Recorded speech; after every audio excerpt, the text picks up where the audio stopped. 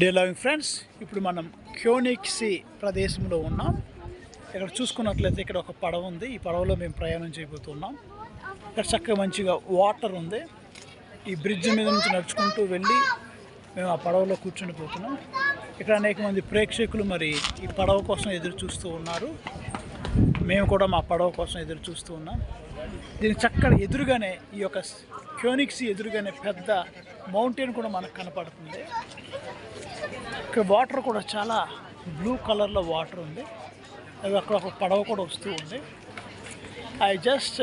ఎంత బ్యూటిఫుల్గా ఉందంటే ఈ ప్రకృతి, ఆ పచ్చని చెట్లు, కొండలు, ఇక్కడ పడవ, నీళ్ళు, ఇక్కడ బ్లూ తర్వాత వైట్ కలర్ ఫ్లాగ్ జర్మనీకి గుర్తుగా.